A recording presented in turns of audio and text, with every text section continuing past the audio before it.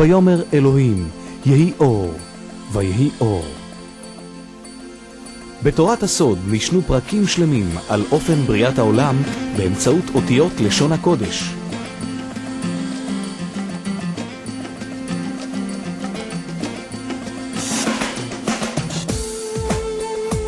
האותיות לפי הקבלה אינן אלא אותות, סימנים, לכוחות הרוחניים, לאנרגיות השונות הזורמות בהן במסלולים שונים.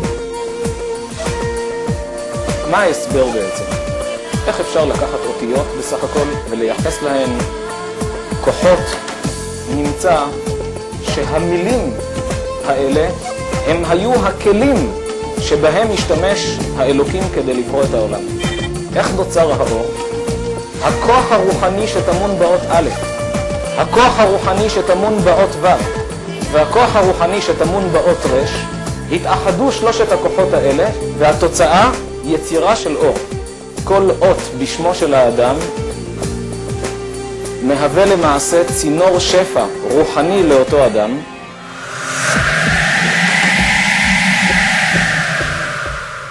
אותיות לשון הקודש הן הכלים שיצר הבורא לפני בריאת העולם, ובהן השתמש בעת הבריאה. משום כך מייחסת היהדות משמעות רבה לכוח דיברו של האדם בכלל, ולאותיות המרכיבות את שמו בפרט. בהרצאה שלפנינו נצא עם הרב זמיר כהן, חוקר ומרצה בכיר במדעי היהדות, למסע מרתק אל עמקי המסתורין שבאותיות לשון הקודש. טוב, ערב טוב, שלום רב. נושא ההרצאה שלנו הערב, סוד אותיות לשון הקודש.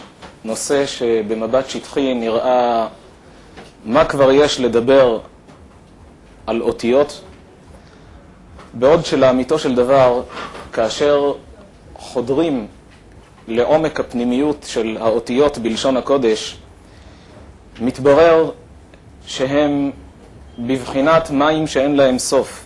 ניתן להעמיק, להרחיב, להקדיש חיים כדי לחקור את הנושא ועדיין לא למצות את הדברים, וכפי שנטעם בעזרת השם יחד הערב. כולם יודעים בוודאי את המשמעות הגדולה שחכמי הקבלה מייחסים לשם של האדם. לשמו של האדם יש משמעות גדולה, יש השפעה גדולה על אותו אדם.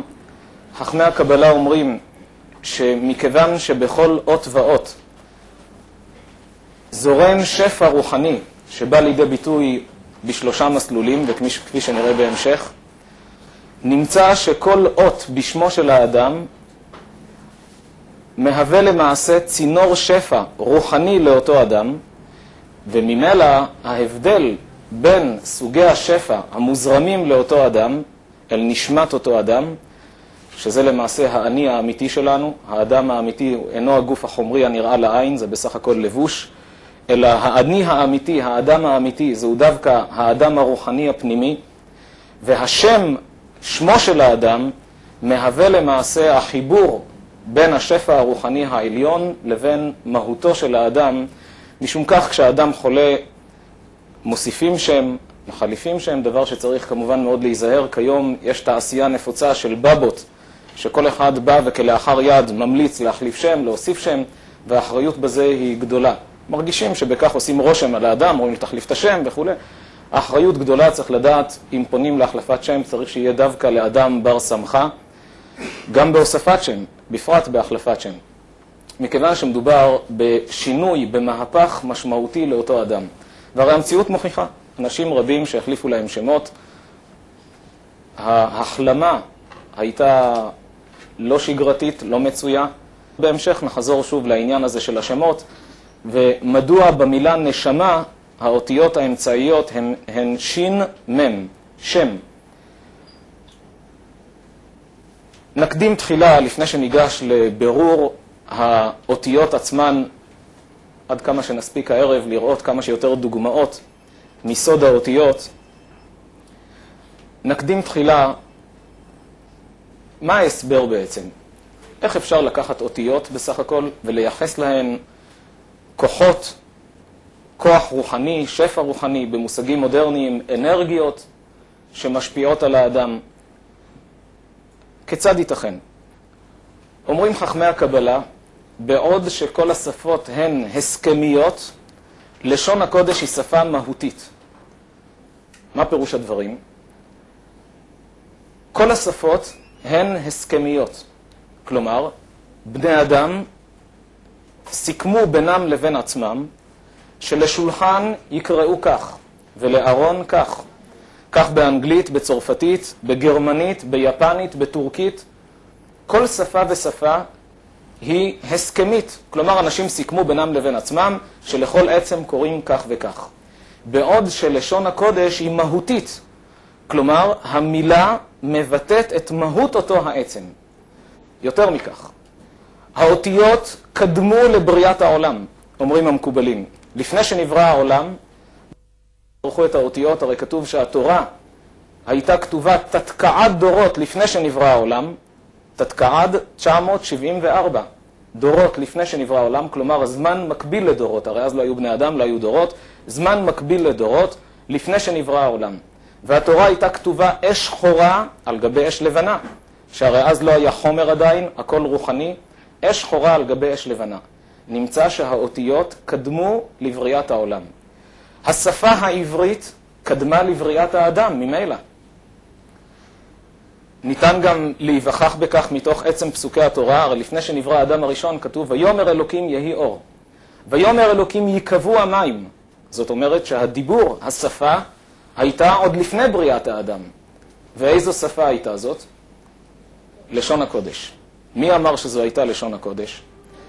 בתורה נאמר, עד דור הפלגה, עד הדור שבנו את מגדל בבל המפורסם וביקשו למרוד באלוקים, בתרגום יונתן בן עוזיאל כתוב שהם לא התכוונו לבנות מגדל ולהגיע לשמיים ולהילחם, הם בוודאי הבינו שזה לא שייך, אבל הם רצו לבנות מגדל שיסמל את העוצמה האנושית ואת דחיקת האלוקים מהעולם. רצו לבנות מגדל בגובה עצום, כשבראשו יש פסל של אדם מניף חרב, כביכול מסמל את המרד של האנושות באלוקים. זה מה שהם רצו. ושם נאמר בתורה שכל הארץ הייתה שפה אחת ודברים אחדים. כולם דיברו באותה שפה. מבריאת העולם עד דור הפלגה, כולם דיברו באותה שפה. כאשר חטאו, אמר הקדוש ברוך הוא, הווה נרדה ונבלה שם שפתם. לפני כן דיברו בלשון הקודש, הדברים מוכחים מתוך הפסוקים, שהרי אדם הראשון נקרא אדם מלשון אדמה. שת נקרא שת מכיוון ששת לי אלוקים זרע אחר תחת הבל כי הרגו קין. חווה כי היא הייתה אם כל חי, הרי כל אלה מילים בלשון הקודש. נמצא שהשמות, השפה שהשתמשו בהם, כל בני האדם, כל האנושות השתמשה באותה שפה, ותהי כל הארץ שפה אחת ודברים אחדים. איזו שפה הייתה זאת? לשון הקודש. מה פירוש הווה נרדה ונבלה שם שפתם? אומר הרש"ר הירש, הרב שמשון רפאל הירש, כותב נבלה מלשון פרח נובל. כלומר, השפה העברית, כאשר היא נובלת, כל השפות האחרות מתפתחות ממנה. יצא לאחרונה ספר שנקרא The Word, ספר שעוסק במקור של לשון הקודש, כשמחבר הספר טוען שהשפה האנגלית התפתחה מלשון הקודש. והוא מביא רשימה ארוכה של מילים באנגלית, כשרואים בבירור את המקור העברי. להלן מדגם של מספר מילים מן השפה האנגלית שניתן לראות בוודאות את זיקתן ללשון העברית. עין באנגלית, eye. פירות, fruit. מראה, mirror. נפל, fallen. ארץ, earth. גאון, genius. רגיל, regular. סמל, symbol. מסכה, mask. שכל, skill. מיד, immediately. ילד, child. 6, 6. 7, 7. רשימה, resume. אוויר, air. קושייה, question.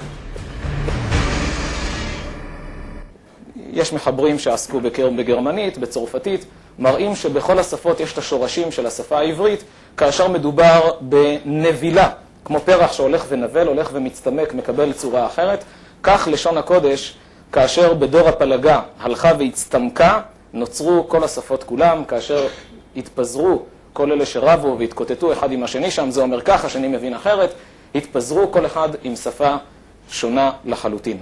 נמצא שעד אז כולם דיברו בלשון הקודש, זוהי השפה שבה השתמש האלוקים כשברא את העולם. לשון הקודש שבה ברא הקדוש ברוך הוא את העולם, למעשה נמצא שהמילים האלה הם היו הכלים שבהם השתמש האלוקים כדי לברוא את העולם. אדם שהולך לבנות בית, לוקח איתו כלי עבודה. הולך לייצר שולחן, לבנות שולחן, לוקח כלי עבודה. מה הם כלי העבודה שלקח הקדוש ברוך הוא כדי לברוא את העולם? אלה האותיות. בדבר השם שמיים נעשו, וברוח פיו כל צבאם, כי הוא אמר ויהי, הוא ציווה ויעמוד. ב10 מאמרות נברא העולם, 10 דיבורים, ויאמר אלוקים, ויאמר אלוקים.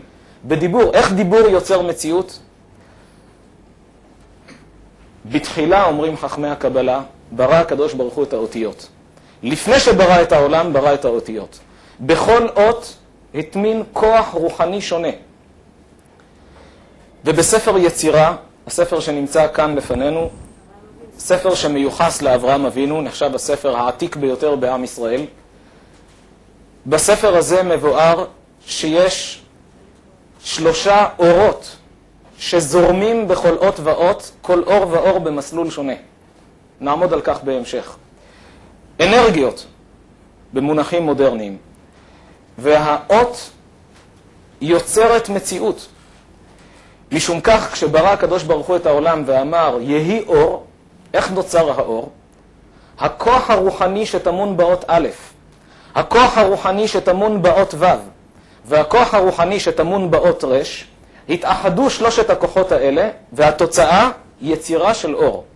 כשאומרים שור, כשאומרים שולחן בלשון הקודש, וכמובן הדברים מתייחסים לשפה העברית המקורית, לא לעברית המודרנית שהוסיפו בה כל מיני מילים, הרי כל מילה ומילה תומנת בתוכה את השורש, את הכוח הרוחני שנמצא באותן האותיות, וזה הכוונה של לשון הקודש היא מהותית. אומרים חכמי הקבלה, בזה תבין את הכתוב בראשית ברא אלוקים, את השמיים ואת הארץ. הרי כידוע, לתורה יש 70 פנים. 70 פנים לתורה, פן זה צד.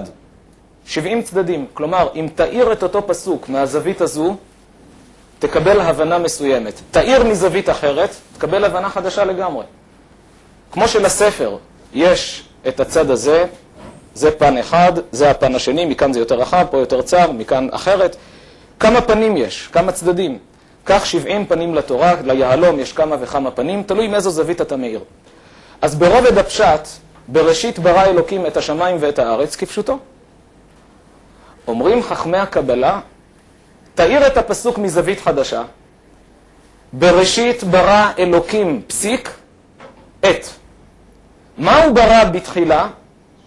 מאלף עד תף. זה את.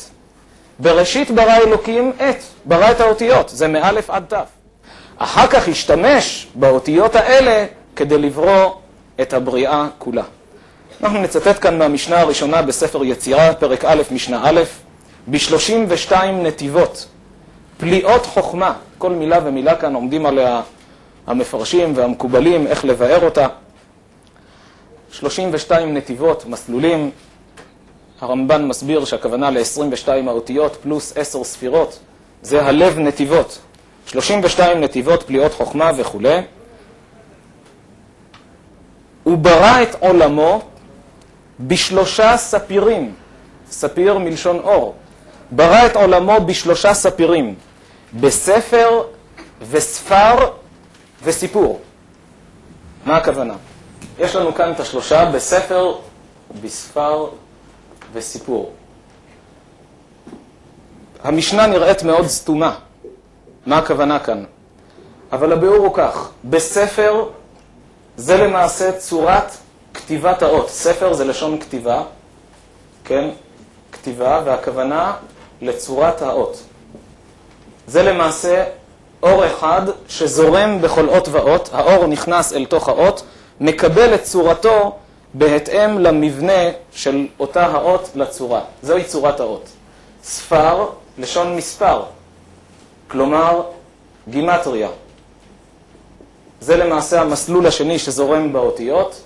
וסיפור, מה זה סיפור? אמירה, הגייה, כלומר צורת הגיית האות.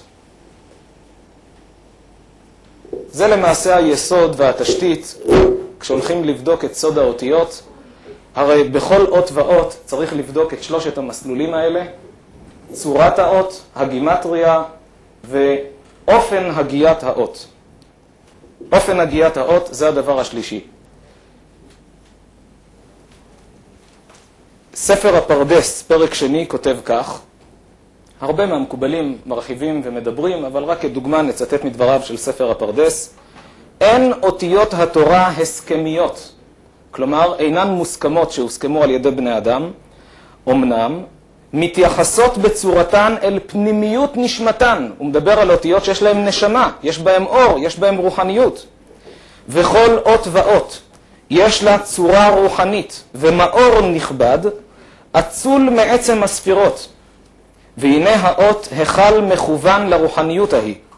ובהיות האדם מזכיר ומניע אות מהאותיות, בהכרח התעורר הרוחניות ההיא, והבל לפה ממנו התהוו צורות קדושות, יתעלו והתקדשו בשורשם שהם שורש האצילות. ולא זה בלבד, אלא גם במציאות הכתיבה שורה רוחניות על האותיות ההם. זה ההסבר מדוע יש כוח גדול לדיבור, מוות וחיים ביד הלשון. מדוע כאשר האדם מדבר בדברי תורה, הרי יש כאן רוחניות שמחיה את הבריאה. בזכות אבל פיהם של תינוקות של בית רבן העולם עומד, והגמרא אומרת למה דווקא של ילדים, למה לא של מבוגרים? גם של מבוגרים, אבל למה דווקא של ילדים? כי אינו דומה הבל שאין בו חטא להבל שיש בו חטא. העדים שיוצאים מהפה של הילד אלה עדים טהורים, זקים, בלי שום כתמים. לכן זה משפיע. זה מה שאמרו שבעוון ניבול פה, בחורי שונאיהם של ישראל מתים. כן? בלשון סגינאור, כוונה לבחורי ישראל חלילה. מה הקשר בין ניבול פה להרג בחורי ישראל? הדיבור יוצר מציאות. ההגייה, האמירה, עיצוב האותיות יוצרים מציאות קיימת בבריאה. זה גם מסביר לנו את כוח התפילה, עד כמה בידה להשפיע ולעשות. ואנחנו ניגש לאותיות עצמן. עד כאן דיברנו בעיקר על השפה, על שפת לשון הקודש. שפת לשון הקודש היא מהותית ולא הסכמית. ראינו שבכל צורה של אות יש רוחניות שונה. מי שניחון קצת ברגש, הרי מרגיש על האותיות בלשון הקודש. אחת הסיבות שנקראות האותיות האלה נקראות אותיות אשוריות, אומרת הגמרא, מכיוון שמאשרות. מה זה מאשרות את האדם? גם מלשון אישור וגם לשון שמחה. כשהאדם רואה את אותיות לשון הקודש, בפרט אם הוא עומד על טבען, הרי הן משמחות. יש גם מילים שניתן להרגיש, למשל המילה עץ, איך כותבים אותה? באותיות לשון הקודש, האותיות העבריות, כן, של כתב ספר תורה. כל אדם מרגיש שבקלות רואים כאן את צורת העץ. כן, יש לנו כאן גזע עם קצת חיבור קטן עם ענפים. המילה אש, המילה אש, כאשר כותבים אותה בלשון הקודש, הרי קל מאוד לעצב, אין כאן גג למעלה. רואים בקלות את השלהבות שעולות ומתמרות למעלה. כך יש הרבה מילים בלשון הקודש שמרגישים בהם כיצד האותיות עצמן מבטאות את מהותן, וזה עוד לפני שלמדנו את סוד האותיות עצמן. וכעת אנחנו נעבור לאותיות, נתקדם אות אחר אות עד כמה שהזמן יאפשר לנו לעמוד על סוד האותיות. ונפתח באות א'. עד כאן היה למעשה מבוא, הקדמה רק כדי ממש הקדמה תמציתית כדי לקבל כיוון במה בעצם מדובר. חז"ל אומרים שאותם שהיו בקיאים בספר יצירה, היו מהאמוראים, יכלו לברוא מציאות על ידי אותיות. חז"ל מספרים על אמורה שהיה כל יום שישי יוצר עגל, שוחט אותו לשבת, וזה היה הסעודה שלו בשבת. על פי ספר יצירה. על יוסף הצדיק נאמר, ויבא יוסף את דיבתם רעה אל אביהם. הלך ליעקב והיה מדבר רע על האחים שלו. מה יש לדבר רע? הרי היו שבטים, השבטים הקדושים היו בעלי רוח הקודש. מה כבר יש לדבר עליהם רע? כדי להגיע לרוח הקודש, איזו דרגה רוחנית צריכה להיות לאדם. אומרים חז"ל שהתלונה של יוסף אצל אביו, מה הוא התלונן עליהם? ראיתי אותם אוכלים בעלי חיים בלי שחיטה. איזו האשמה חמורה. אנשים פשוטים לא אוכלים בעלי חיים בלי שחיטה. איך ייתכן שהם כן היו אוכלים? אומרים חז"ל, יוסף היה צעיר. הוא לא ידע שהאחים שלו קיבלו מהסבא, מאברהם אבינו, את הסודות של ספר יצירה, את סוד האותיות. וכשהיו יושבים ורואים את הצאן, מה עשו שם? הסתכלו על העצים, היו יושבים ועוסקים בתורה, מי שישים לב יראה שכל מנהיגי ישראל היו רועי צאן בתחילה. משה רבנו, השבטים, האבות, דוד המלך. כשאדם נמצא בטבע ורואה את יד השם, יש לו זמן להתבונן בבריאה, לפעמים אפילו עמוד חשמל יכול לקלקל את הכל. אבל ממש טבע שיד אדם לא נגעה בו. הוא רואה את האלוקים. לא לחינם המילה הטבע באותה גימטריה של המילה אלוקים. שניהם בגימטריה 86. כי הטבע זה למעשה הטבעה, מלשון מטבע, לוקחים גולם מתכת, מטביעים בו. הטביע הקדוש ברוך הוא בעולם את חוקי הטבע, את חוקי הבריאה. עולם מלשון העלם, שהוא מסתיר בתוכו את המציאות האלוקית על ידי הטבע שלו, תפקיד האדם לגלות את האלוקים בתוך הטבע. וכשהאדם באמת נמצא בחיק הטבע, מתבונן, מתפעל, אם יש לו קצת רגש, אם הוא לא דיכה ואיבד וסתם וחתם על ידי כל מיני תומעות את הרגש שלו, הוא מרגיש את האלוקים. כך אלה זכו לעלות ולהתרומם, להגיע לדרגות רוחניות גבוהות. היו בוראים בעלי חיים על פי ספר יצירה. ואחר כך היו אוכלים אותם. אלה בעלי חיים שפטורים משחיטה. הם לא נולדו מזכר ונקבה. יוסף לא ידע את זה. הוא רק ראה שהם הורגים בעלי חיים ואוכלים. אז הלך להתלונן, ויבא יוסף את דיבתם רעה אל אביהם. נמצא שבאותיות ניתן ליצור מציאות. כולם מכירים את האגדה המפורסמת על המהר"ל מפראג, שהיה מקובל גדול לפני כמה מאות שנים בסך הכל. יש אנדרטה ענקית עד היום בפראג, הממשלה שם הציבה אנדרטה לזכרו של המהר"ל, יש שם את דמותו. כאדם חכם הם הכירו אותו. הוא היה מענקי התורה, מענקי הקבלה. ויש את הסיפור המפורסם של הגולם שהוא יצר. עשה בובה מבוץ, הפיח בה רוח חיים על פי ספר יצירה. יש ספר, הגולם מפראג, עם כל כדי שיעזור לעם ישראל מעלילות דם שהיו באותה תקופה. תלמידו של הגאון מווילנה מעיד ששמע מפיו שהוא התחיל לברוא גולם, ומשמיים הפסיקו אותו באמצע. היו לכך סיבות. זה כוח האותיות, זה הסוד שטמון, וזוהי הסיבה ששמו של האדם מהווה למעשה משמעות גדולה למצבו.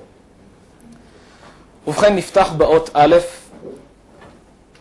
האות א' מסמלת את הכוח הרוחני הגבוה ביותר, את אלופו של עולם, את הקדוש ברוך הוא שברא את העולם.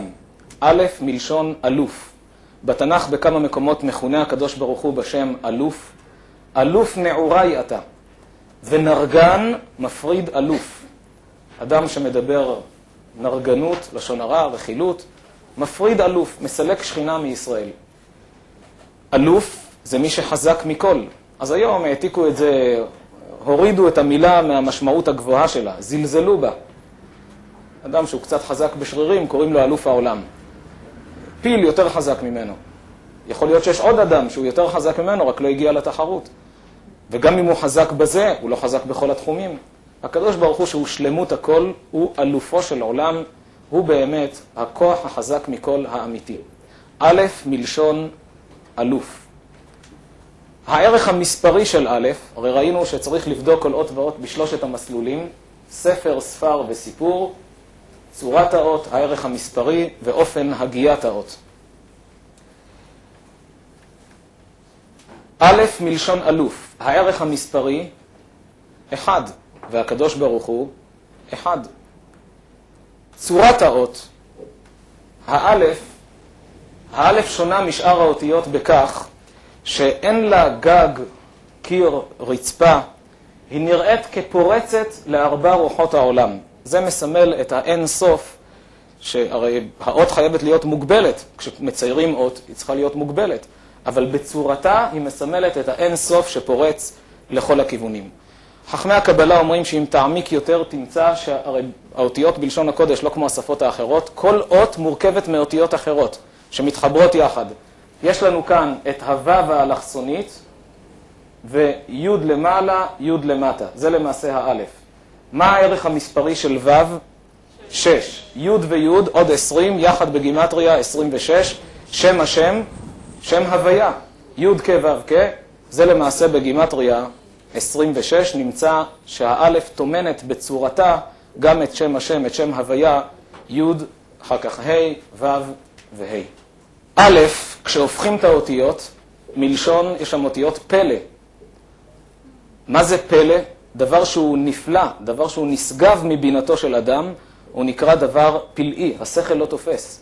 והאלוקים נעלה מבינתו של אדם, האדם ודאי שלא תופס את המהות האלוקית. א' מלשון 1000, יומו של הקדוש ברוך הוא אומרים חז"ל, 1000 שנים שלנו זה יום אחד של הקדוש ברוך הוא, כמו שכתוב בפסוק, כי 1000 שנים בעיניך כיום אתמול כי יעבור. זה למעשה מסביר, הרי הקדוש ברוך הוא אמר לאדם הראשון, כי ביום אכולך ממנו מות תמות. הוא מת באותו יום? כתוב בפירוש בתורה שהוא מת בגיל 930. איך יתקיים ביום אכולך ממנו מות תמות? אומר הזוהר, 70 שנה מחייו תרם אדם הראשון לדוד המלך. ראה את כל הדורות, שזה עתיד להיות נפל, תרם לו 70 שנה כדי שלא יהיה נפל, דוד חי 70 שנה. 1000 פחות 70, 930. כשאמר לו, ביום אכולך ממנו מות תמות, ביום שלי, לא ביום שלך. יום שלי זה 1000 שנה, פחות 70 זה 930. וזה גם תמון במילה א' מלשון 1000, שזה מראה את יומו של הקדוש ברוך הוא, שזה למעשה 1000 שנים שלנו. בגימטריה של האותיות, כאן בטבלה ניתן לראות עד העוד ת'. כן? מא' ועד ת', העוד ת', מה הגימטריה שלה? 400. כשמוסיפים את האותיות הסופיות אחרי הת', יש לנו כ', מ', עוד 5 אותיות, נכון? 5 אותיות סופיות, כ', מ', נ', פ' וצדיק. האותיות הסופיות ממשיכות את הגימטריה. הכף סופית היא בגימטריה 500, וכן הלאה. נמצא שמה הגימטריה של הצדיק? 900. יש לנו כאן 400, עוד 5 אותיות סופיות. הצדיק בגימטריה 900. צדיק סופית, כן? בגימטריה 900. כשמסיימים את ה-900 וחוזרים לנקודת ההתחלה, לכמה מגיעים? ל-1000. זה האלף. האלף מצד אחד בגימטריה 1. מצד שני, כשמסיימים את הכל, חוזרים לנקודת המוצא, שוב חוזרים לאלף, אבל הפעם זה מקבל את הביטוי של האלף, להראות שהאלוקות זה למעשה השלמות של הכל. הוא ברא את כל הכוחות שתמונים באותיות, כל הכוחות שרואים אותם בטבע, שהם למעשה כוחות שהאותיות תומנות אותם בתוכם. כל זה שייך למציאות האלוקית שהוא אחד. כשניקח את המילה א', א' היא המילה היחידה מכל האותיות, א', מה הגימטריה של 3 האותיות האלה? א', ל', פ', 1 ועוד ל', 31 ועוד פ', פ' זה 80, 80 ועוד 31, 111, 1, 1, 1. זוהי האות היחידה שכאשר מחברים אותה, היא שוב חוזרת לאחד. מאיפה שלא נלך. סוף האותיות, 1000, א', חוזרים לאלף, שזה האחד. להראות על השלמות של האלוקות, שלמעשה כל הנבראים כולם שורשם במציאות האלוקית. מי שרוצה להעמיק עוד יותר, הרי א', ל', פ', הרי א', הרוחניות הגבוהה, מסמלת למעשה גם את נשמת האדם, שמקורה באלוקים. הנשמה היא רוחנית שהקדוש ברוך הוא ברא ושלח לאדם, הרוחניות הגבוהה. גם הנשמה נמצאת ומסומלת באות א'. מה מאפיין את האדם יותר מכל בעלי החיים? מה מייחד אותו מכל בעלי החיים? כוח הדיבור. בעלי החיים מדברים בינם לבין עצמם בסימנים, אבל אין להם שפה של תקשורת, של שאלות, תשובות, משא ומתן, דיבור, משפטים, מילים. אריה פוגש את החבר שלו, הוא לא שואל אותו, אכלת היום? מה קרה אתמול? מה הצלחת לטרוף? אין שפה בצורה כזו בעולם בעלי החיים. האדם הוא המיוחד שהוא יכול לדבר. מדוע? הרי גם הבהמה זזה. למה היא לא יכולה לדבר? כי לבהמה יש רק נפש, ולאדם יש דרגה יותר גבוהה. יש לו נשמה. נמצא שהנשמה היא שמאפשרת לפה של האדם לדבר. א' למד פה. א' למד פה.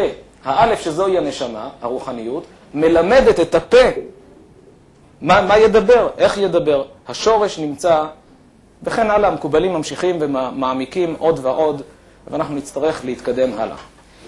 כדי להבין את המשמעות של האותיות, אנחנו קצת מרחיבים באלף, כדי שנוכל לקבל כיוון אחר כך על כל האותיות, באותיות הבאות נשתדל קצת לרוץ יותר, כדי לקבל את המשמעות. כן, בבקשה. שאלה טובה. הגברת שואלת, מדוע התורה לא מתחילה באלף? כשנגיע לאות ב' שבה כן מתחילה התורה, תזכירי לי את השאלה שלך ונתייחס, שאלה טובה. כדי להבין את המשמעות של האותיות וכיצד האותיות מתחברות למילים, וכל מילה שמורכבת מאותיות מביעה למעשה את המהות האמיתית של אותו דבר, ניקח כמה דוגמאות ונתבונן. כל מילה בלשון הקודש שמתחילה באות א', זה אומר שיש בה רוחניות גבוהה, כי גם למיקום של האות במילה יש משמעות. האות הראשונה היא הבחירה. האותיות שבאות אחריה הן בדרגה משנית. ניקח את המילה אדם, אהבה, אמת. כל אלה מתחילות באות א'. מדוע? כמה שותפים יש באדם? נאמר בתלמוד 3 שותפים באדם. הקדוש ברוך הוא, אביו ואימו. הקדוש ברוך הוא מה נותן באדם? את הנשמה, את הרוחניות. אביו ואימו מה נותנים בו? את הגוף, את החומר. נמצא שהאלף של אדם זוהי הנשמה. יש פה 3 אותיות, 3 שותפים באדם. הרוחניות שזוהי האלף הנשמה נותן אותה הקדוש ברוך הוא. מה נשאר? דם. דם זה חומר שאת זה האדם מקבל מהאב והאם. ולמי שחובב גימטריה, הרי ראינו שגם לגימטריה יש משמעות גדולה, נוסיף מה הערך המספרי של המילה דם? ד' 4, מ' 40. ראינו שמ' סופית יכול להיות ספרה גבוהה הרבה יותר, אבל פעמים שמשתמשים לכאן ולכאן, יחד 44. המילה דם בגימטריה 44. אב, מה הגימטריה של אב? 3. אם 41. יחד 44. אב ואם זה דם, זה למעשה החלק שהילד מקבל מהאב והאם. ואם לא די בכך, המילה ילד, מה הגימטריה שלה? 10 ועוד 30, 40, ועוד ד' 44, גם זה מקביל לכל אב ואם, התוצאה ילד. לא לחינם, המילה אם בגימטריה 41. באיזה יום להיריון העובר מקבל את צורתו הסופית והופך להיות יצור אנושי לכל דבר? ביום 41. זה אגב מחקר חדש, שרק לאחרונה, בעקבות המכשירים העדינים והרגישים, אולטרסאונד וכו', רק שבוע שעבר אמר לי דוקטור בר יהודה, רופא מפורסם, אמר לי שבכנס הרופאים האחרון הודיעו שכעת זה רשמי, העובר מקבל את צורתו בסביבות יום ה-40. אז הוא אומר שאחד הרופאים הדתיים הלך הביא גמרא, והראה להם שכתוב בפירוש במסכת נידה, כתוב שאישה שהפילה עד יום ה-40, כן, לא שהפילה בכוונה, גם לפני יום ה-40 אסור להפיל, המקובלים מסבירים שכבר בשלושת הימים הראשונים היצור מקבל נשמה, כבר בשלושת הימים הראשונים. אבל עד יום ה-40, אם הייתה הפלה, בזמן שבית המקדש היה קיים, לעניין הלכות טומאה וטהרה, יש הבדל בין מצב שהעובר כבר קיבל את צורתו לבין לפני או אחרי. שם כתוב שעד יום ה-40 אין לה דיני טומאה וטהרה. מיום ה-41 זה נחשב יצור אנושי לכל דבר, ויש בה את דיני טומאה וטהרה.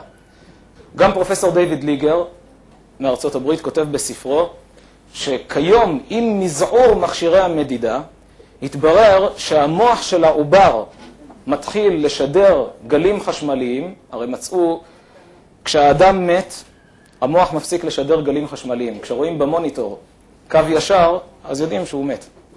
נמצא שהוא מתחיל לחיות, כשהמוח מתחיל לשדר גלים חשמליים, בבחינות מסוימות. לא ידעו מתי. אז הוא כותב שהיום כבר ברור שזה בסביבות יום ה-40 להיריון.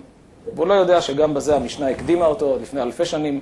עם ישראל לא בדק עם אולטרסאונד ומכשירי מדידה עדינים, בזמן שמוחו של העובר כגודל ראש סיכה בסך הכל. אבל עם ישראל קיבל את התורה ממי שברא את העולם, והוא גילה את כל הסודות של הטבע שקשורים לעניינים ההלכתיים, הכל גילה למשה בסיני. נמצא שהאם הופכת להיות אם ביום ה-41, וזה למעשה הערך המספרי של המילה אם. כן, בבקשה. ששם של אדם מתחיל באלף, מה אנחנו אומרים עליו?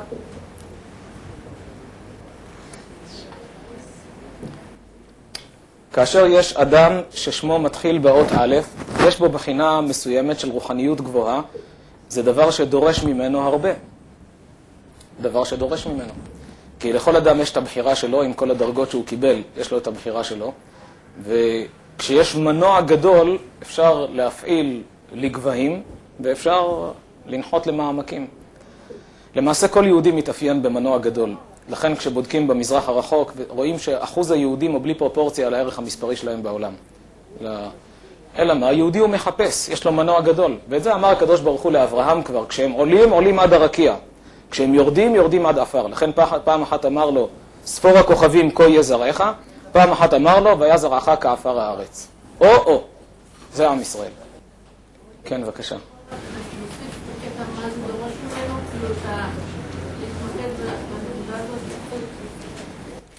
כשהאדם נצמד לספר הוראות יצרן, הוא יכול להיות רגוע שהוא מממש את המטרה שלשמה הוא נברא.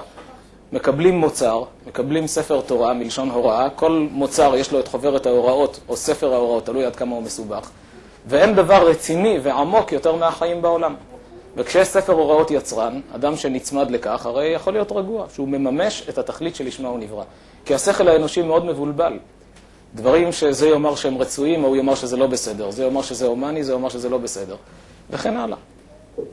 לשחוט בעל חיים ולאכול, זה בסדר או לא בסדר? יבוא מי שיאמר שזה לא בסדר. אז לכן צריך את החוכמה האלוקית שתיתן הדרכה לאדם, מה בסדר ומה לא בסדר.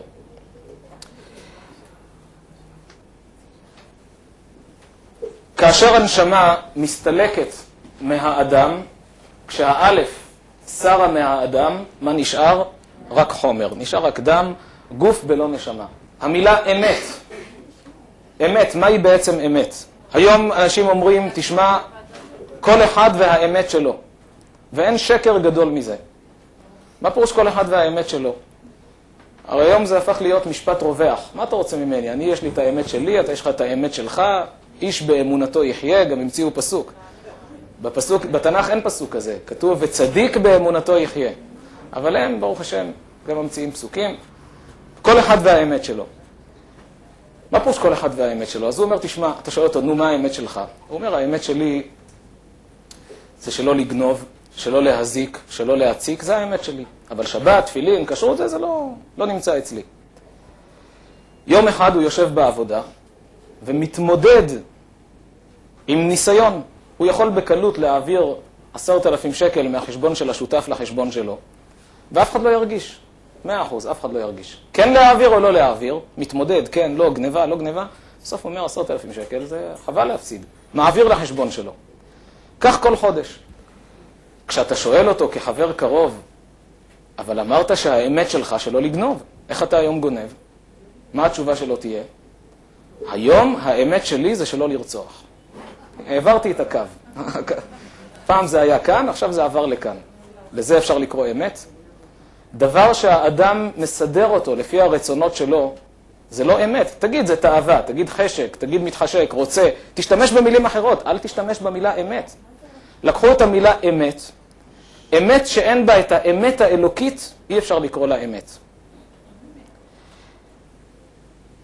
זוהי הסיבה, וזה דבר שלמעשה המילה אמת מבטאת במהותה.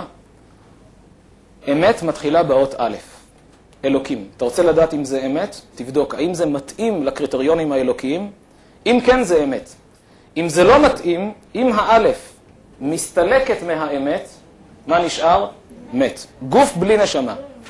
כמו שהדם בלי האלף זה חומר בלי נשמה, גם באמת מת בלי אלף, גוף בלי נשמה. הוא יכול לדבר יפה, יכול להסביר את עצמו, יכול לתת הרצאה יפה, אבל זה גוף בלי נשמה.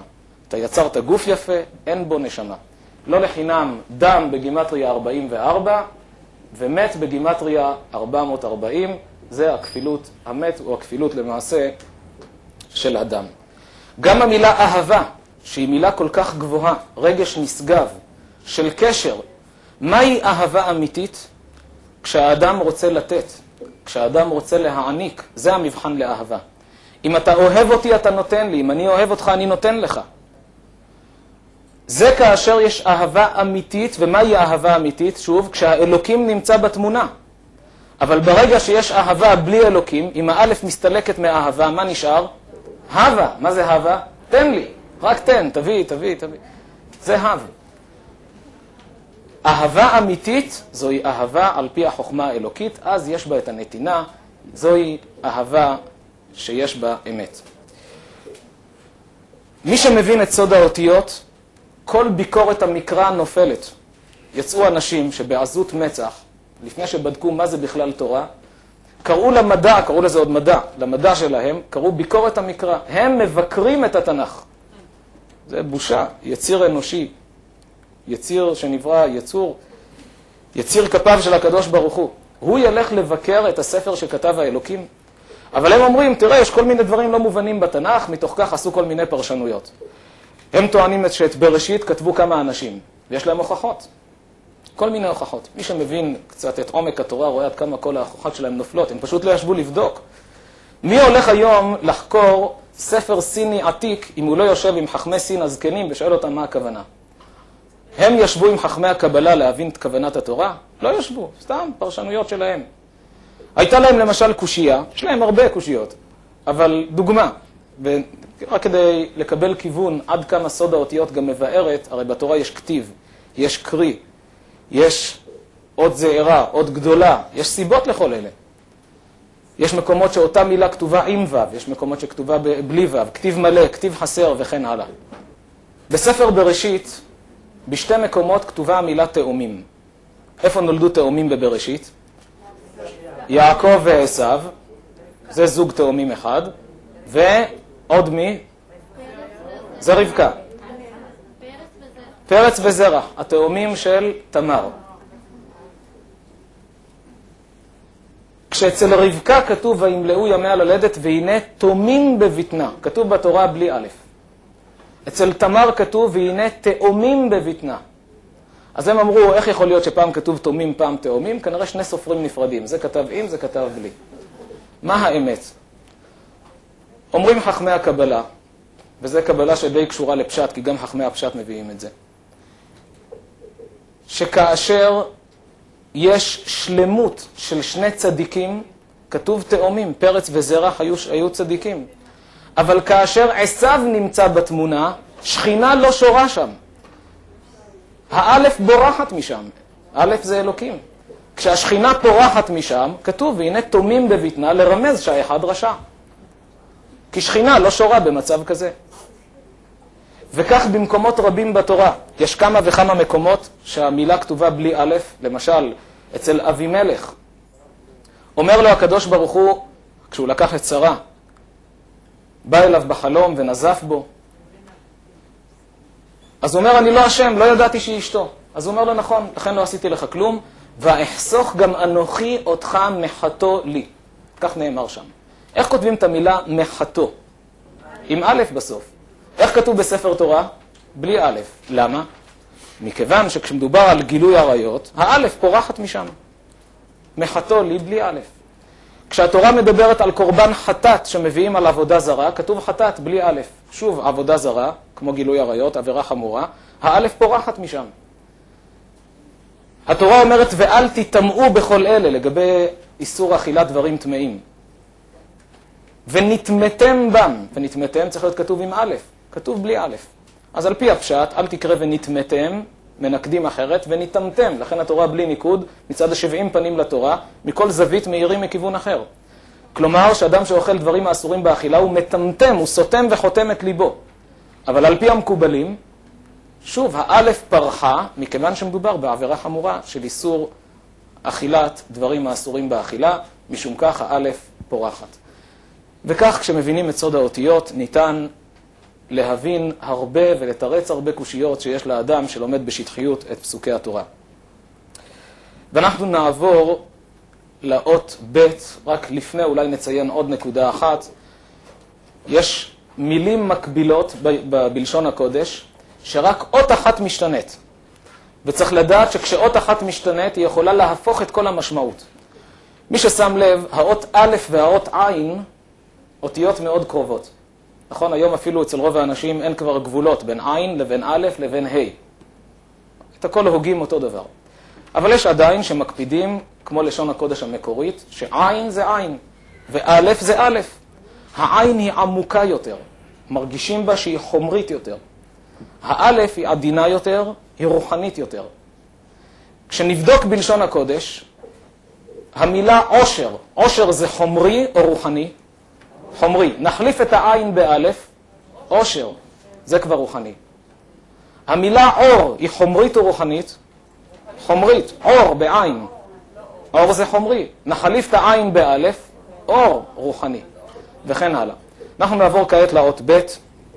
מהי בעצם, מה טמון באות ב'? האות ב'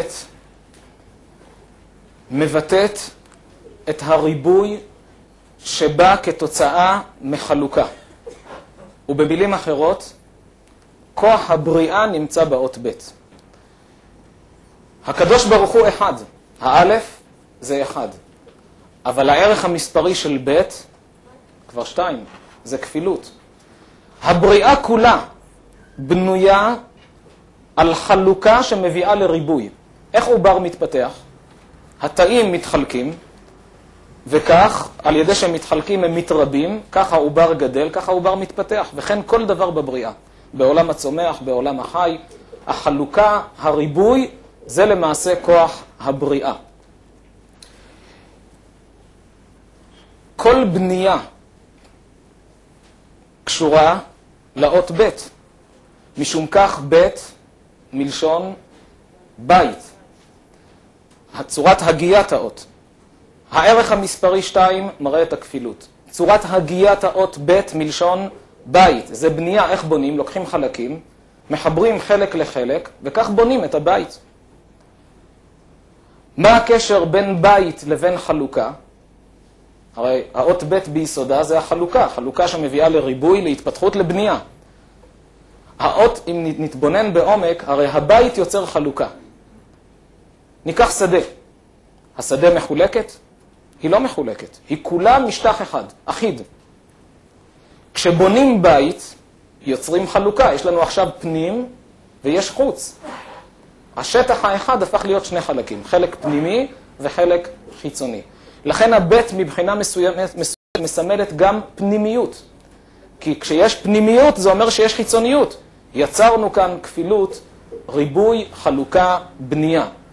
הבנייה היא חומרית. הבינה, יש לאדם בינה. מה זה בינה? זוהי הבינה הרוחנית, כשלמעשה הבינה, יש לאדם חוכמה, בינה ודעת. חוכמה זה אינפורמציה, קיבוץ נתונים, הרבה ידיעות. אבל יש אדם שהוא חכם, אבל לא נבון. מה ההבדל בין חכם לנבון?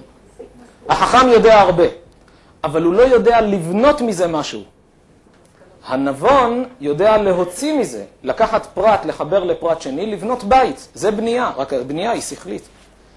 דעת זה למעשה חיבור. זה המסקנה, התוצאה, כשאדם מרגיש את התוצאה בצורה ברורה, מתחבר עם הרעיון, מלשון, והאדם ידע את חווה אשתו, זה למעשה הידיעה, כשהאדם מרגיש את הרעיון, מחובר אליו, חי אותו, זוהי התוצאה שתמונה בדעת.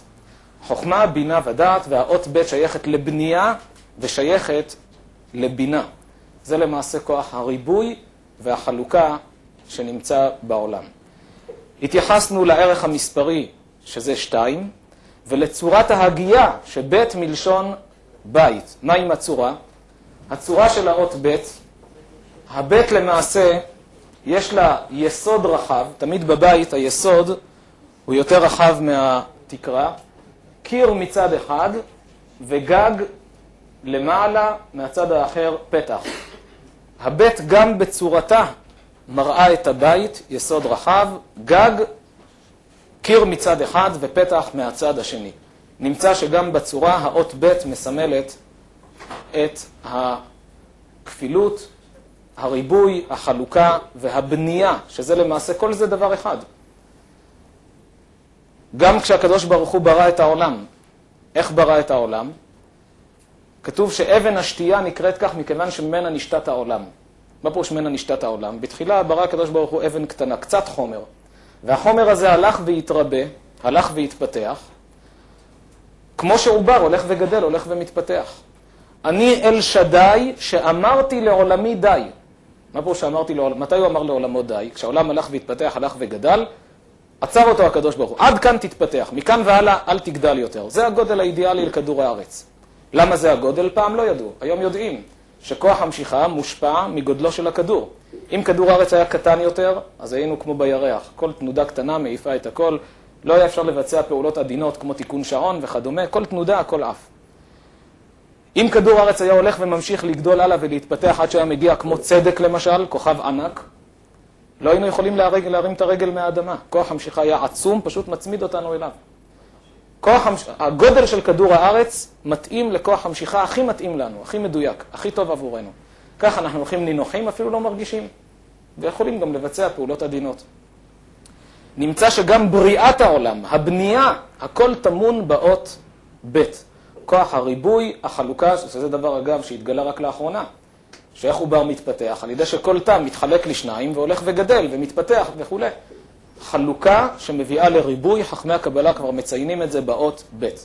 וכעת נחזור לשאלה של הגברת, מדוע התורה מתחילה באות ב' ולא באות א'? כשדיברנו על אלוקים, אז היא צודקת, הכי מתאים שהעולם יתחיל באות א'.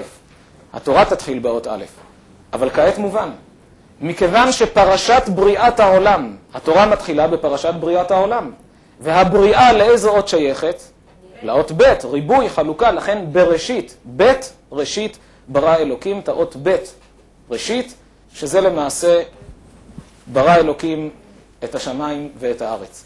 לעומת זאת, כשהקדוש ברוך הוא מכריז על עצמו ופותח בעשרת הדיברות, באיזו אות שם עשרת הדיברות מתחילות? א', אנוכי השם אלוקיך. שם כבר מתאים על אות א', כי זה מדבר על האלוקים. תחילת התורה, פרשת הבריאה, מתחילה באות ב', עשרת הדיברות מתחילות באות א', אנוכי השם אלוקיך. כעת נוכל להבין, קצת נחבר את האלף עם הבית, א' וב' יחד, אב. מדוע דווקא כך?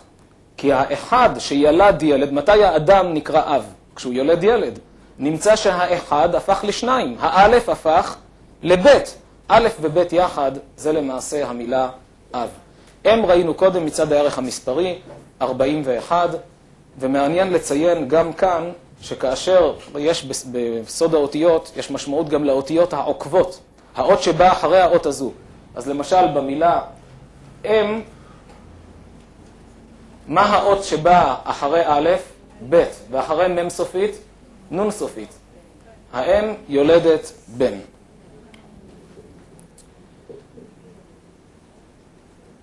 הזכרנו שהאות ב', שהיא למעשה הריבוי והחלוקה, מסמלת גם את הפנימיות. כי על ידי שיוצרים בית, כן, אם עשינו בית, לפני כן היה כאן משטח אחד. ברגע שבנינו בית, יש פנימיות ויש חיצוניות. איזו אות, אנחנו קצת מדלגים, אחר כך נחזור לג', איזו אות מסמלת את החיצוניות? הבית מסמלת את הפנימיות. איזה אות מסמלת את החיצוניות? איזה אות מסמלת פתח? אולי כך יהיה יותר קל. פ'.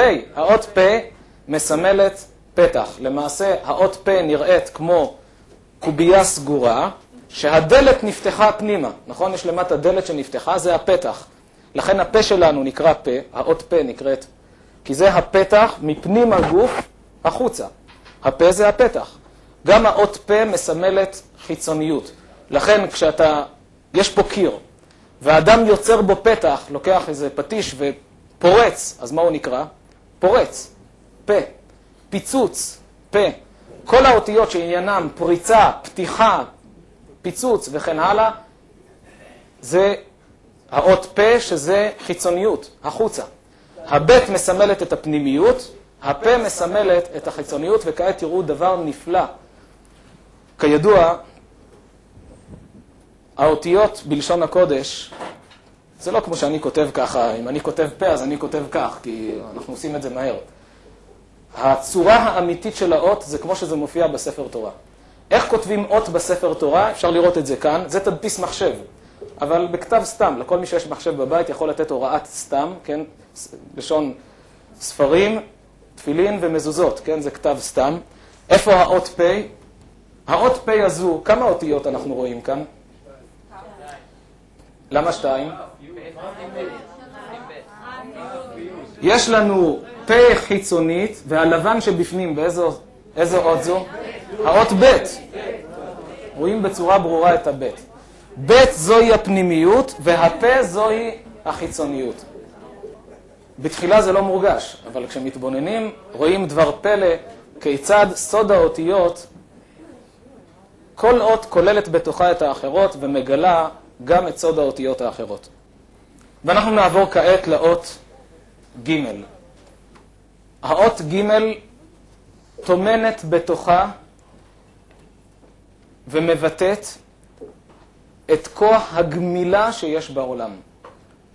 מה זו גמילה? נתינה, הענקה. זה שהאדם רוצה לתת לאחרים. מהיכן הוא שואב את הכוח הרוחני הזה? הכוח הרוחני של הנתינה טמון באות ג'.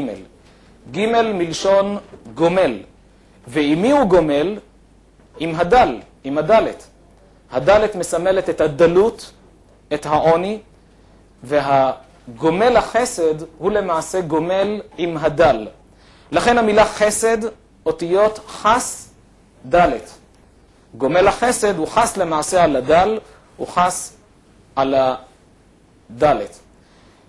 לכן האות ג' נראית יציבה, יש לה 2 רגליים, בעוד שהאות דלת רעועה, עומדת על רגל אחת, כי הדל מתנדנד, אבל הנותן, העשיר, הוא למעשה יציב. צורת הגימל, דיברנו כעת על ההגייה, הגייה ג' מלשון גומל. צורת הגימל, כאדם, לגימל יש ראש, גב ו2 רגליים. 2 הרגליים של הגימל אינם נראות יציבות, כאילו הוא עומד כך, אלא הוא צועד, הוא רץ, כן? רואים את זה בגימל. לאיפה הוא רץ? לדלת. להדריך את האדם. יש באותיות, מי שיעמיק בהם, פילוסופיית חיים שלמה. הדרכה לאדם על כל צעד ושעל איך לנהוג בחיים. אומרים לעשיר, אל תמתין שיבוא אליך העני. אתה יודע שחסר לו? אתה יודע שאין לו? הוא מתבייש. אל תמתין שהוא יבוא אליך. רוץ אתה אליו. וכך אנחנו רואים את אדון ג' יוצא מהבית, הפתח של הבית, ורץ לדלת כדי להעניק ולתת לו את ההצדקה. ככה אותיות אשורית, מלשון מאשרות. כולם פה מחייכים ושמחים. האותיות מראות לאדם ומשמחות אותו כשמדריכות אותו איך לנהוג בחיים. מה הערך המספרי של האות ג'? 3. מדוע 3? להורות על שלמות גמילות החסד. בתלמוד נאמר כך, יש כמה מידות בנותני צדקה. כשבא העשיר לעני ואומר לו כך, עשה מצווה. האם זו מצווה מושלמת? לא. למה? כל פעם שאתה רואה אותו ברחוב אתה מתגאה עליו, אני נתתי לו. הוא רואה אותך ברחוב, מתבייש ממך, הוא נתן לי. אז מה תאמר? טוב, אני אתן למישהו שייתן לו. אז הוא לא יודע ממי הוא קיבל, אבל אתה יודע למי נתת. הוא לא מתבייש, אבל אתה מתגאה. ואם זה הפוך, אז הפוך. מה השלמות של הנתינה? כשאתה נותן לגבי צדקה, ואומר לו, תן לאיזה עני שאתה מבין, אל תגיד לי למי אתה נותן. נמצא שהנותן לא יודע למי נתן, והמקבל לא יודע ממי קיבל. זוהי השלמות של הנתינה, הגמילות חסד המושלמת, היא על ידי הגימל, על ידי השלוש, על ידי אדם שלישי. אל תיתן אתה ישירות. תן לשלישי ותאמר לו, תן למי שאתה יודע שהוא נזקק, אל תגיד לי למי אתה נותן. זוהי השלמות של גמילות החסד, של החס דלת, של האדם שנותן לעני. אם נרצה להעמיק מעט יותר, יש כאן שאלה גדולה, אבל פה צריך ריכוז. אנחנו קצת נכנסים לרעיון עמוק. גומל, מה זה גומל? נותן. מה זו גמילה? מה פירוש המילה גמילה? התנתקות, נכון? ההפך מהנתינה. גמילה זו התנתקות. התינוק נגמל מיניקה, נגמל מטיטול, זה נגמל מעישון, והוא מסמים. גמילה זו התנתקות. אז איך זה מסתדר? דבר והיפוכו? הרי בלשון הקודש הכל מדויק, ואם יש קשר בין המילים, זה אומר שיש קשר ענייני. ואגב, זה מצוי בלשון הקודש, דבר והיפוכו, אבל חייב להיות קשר ביניהם. כשנעמיק בדבר נמצא, נתאר לעצמנו פרי. פרי קטן, הוא עדיין בוסר. הולך וגדל. איך הוא גדל? על ידי שהוא מקבל מהעץ. שמים לב גם שהמילה גדל זה ג' דל. הדל מקבל, זה הגמילה, כן? העץ גומל לפרי, נותן לו, וככה פרי הולך וגדל. זה הדל, הבוסר הזה, הקטן שחסר לו, מקבל והולך וגדל. זה גדל, ג' דל. כשהפרי מגיע לבשלות שלו, נניח אפרסק, הוא הולך וממשיך לגדול עד שנהיה אבטיח? אם לא נקטוף אותו, מה יקרה לו? הוא מתנתק ונופל. נמצא שהנתינה של הגומל מביאה לגמילה שהיא התנתקות והפסקת היניקה. הגומל מביא לגמילה. מהי השלמות של החסד? השלמות של החסד כאשר אתה עוזר לאדם עד שהוא לא יהיה זקוק לך יותר. יש אדם שבא אליו מישהו אומר לו תן לי צדקה, אומר לו אין בעיה, תבוא כל חודש אתן לך צדקה. והוא בא כל חודש מקבל צדקה, שנה, שנתיים, 5 שנים, 10 שנים. לעומת זאת, אתה רואה שהבן אדם הזה יש לו בעיה, שאין לו עבודה, הוא מחפש, לא מוצא. אתה מרים טלפון לחבר, אתה מחפש עובד, נכון? יש כאן בן אדם נראה לי מתאים, סידרת לו עבודה. לא נתת לו פרוטה, אבל עשית לו חסד הרבה יותר גדול. למה? כי גמלת אותו מהצורך בצדקה. זוהי השלמות של גמילות החסד. שאתה גומל אותו מהצורך מלהיות תלוי באחרים. כעת נבין מדוע המילה מילוי והמילה מילה קרובות זו לזו. מילוי, מה זה מילוי? מתמלא. מילה זה חיתוך. גמילה, ג' מילה. מלשון חיתוך. אתה גומל עד שאתה חותך אותו מהצורך מלהיות נזקק. וכך כל אות ואות לא נכנסנו מה זה מם ומה זו יוד והלמד וההי, אבל די בכך שהמילה מילה עניינה חיתוך. כי בלשון הקודש לכל מילה יש משמעות. למשל, הזכרנו קודם את בדבר השם שמיים נעשו. בדיבורו של הקדוש ברוך הוא הכל נהיה, כי הוא אמר ויהי, הוא ציווה ויעמוד. שימו לב שכאשר בשפה הרגילה מדברים, אז אחד אומר לשני, תן לי את הדבר הזה. הוא מצביע על עצם מסוים ואומר, תן לי את הדבר הזה. דבר זה מלשון דיבור. אז מה פירוש תן לי את הדבר? מה זה דיבור הדבר הזה? זה עצם. במילים אחרות הוא אומר, תן לי את מה שנברא בדיבורו של אלוקים. הרי איך הדבר הזה קיים? על ידי שאלוקים דיבר. תן לי את הדבר הזה, פירושו תן לי את הדיבור, כי זה דיבור. איך זה נהיה? על ידי דיבור. או תן לי את החפץ הזה. מה זה חפץ? חפץ זה רצון. תן לי את מה שנברא ברצונו של האלוקים. ונמצא שאפילו אנשים שהם רחוקים מתורה ומצוות ומגדירים את עצמם כופרים, הם מדברים אמונה בלי להרגיש. כשהוא אומר דבר, הוא אומר חפץ, הוא אומר את זה אלוקים ברא, זה רצון השם שזה יהיה, ירצה או לא ירצה, ככה הוא מדבר. לעצמי חשבתי שאולי זוהי הסיבה בעומק, מדוע אחת הסיבות שנגאלו ממצרים, בשכר שלא שינו את לשונם. לא שינו את השפה, בשביל זה צריכים להינצל. פירושו של דבר שאפילו שהגיעו ל-49 שערי טומאה, והיו עובדי עבודה זרה, כמו שכתוב, שאמרו לו, אלה עובדים ואלה עובדים. אבל הם המשיכו לדבר אמונה באלוקים בלי להרגיש. ובשמיים כנראה שגם זה פועל. וזו זכות גדולה לעם ישראל שצריך לדבר דברי זכות. גם בעולם בעלי החיים, כל מילה יש לה משמעות. כתוב שכל אשר קרא לו האדם הוא שמו, כי הוא יהיה בקיא בסוד האותיות. כל אות, כל בעל חיים, הוא הכיר את מהותו, ולפי זה ידע את שורש נשמתו. לא רק בשם של בעלי החיים, גם בצלילים שהם יכולים להוציא מהפה. מי שמבין בסוד האותיות, יכול לשמוע קרקור של צפרדע, יכול לשמוע איזה ציוץ של ציפור, ולפי זה לדעת את התכונות של אותו בעל חיים. למה? שימו לב שכל בעל חיים מוגבל בכמות האותיות שהוא יכול להוציא מהפה. האדם הוא היחיד שיכול להוציא מהפה ולהגות את כל האותיות. אבל למשל, ניקח את התרנגול. כמה אותיות הוא יודע לומר? קוף ורש, זהו. אין לו יותר מקוף ורש. י' זה כבר הניקוד.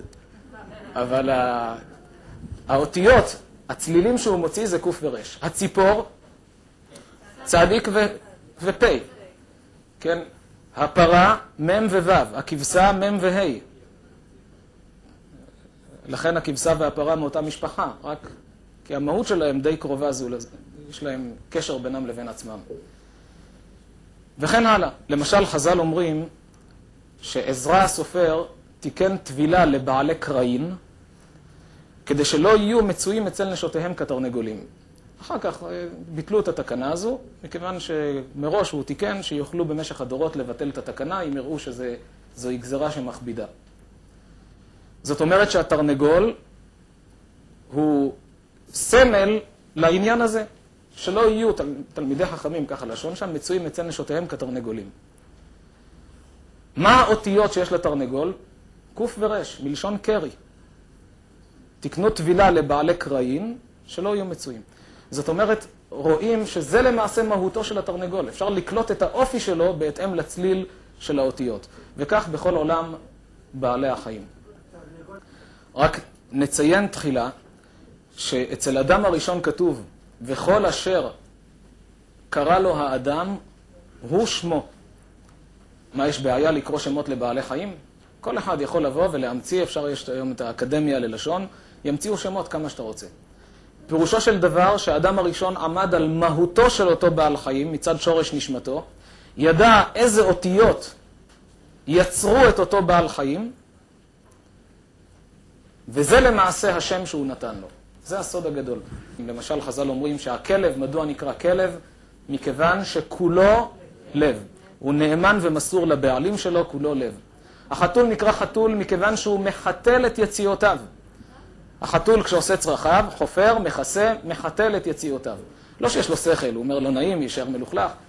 זה אינסטינקט שהקדוש ברוך הוא הטביע בו, וכדי שאנחנו נלמד מוסר השכל ממנו. הסוס סס עלי קרב. משום כך, בוחרים דווקא בסוסים, לא לוקחים גמלים או חמורים. חמור יראה קרב, לא בשבילו. הסוס דוהר, אין לו בעיה. הוא רץ בשמחה לקרב. הנחש, מדוע נקרא בשם נחש? הנה ניקח למשל, נכתוב כאן את המילה נחש, מכיוון שבתחילה הוא נח ואחר כך חש. הנחש, לפני שהוא מתקיף, קודם כל עוצר, מתביית על הטרף שלו, פתאום מזנק במהירות עצומה.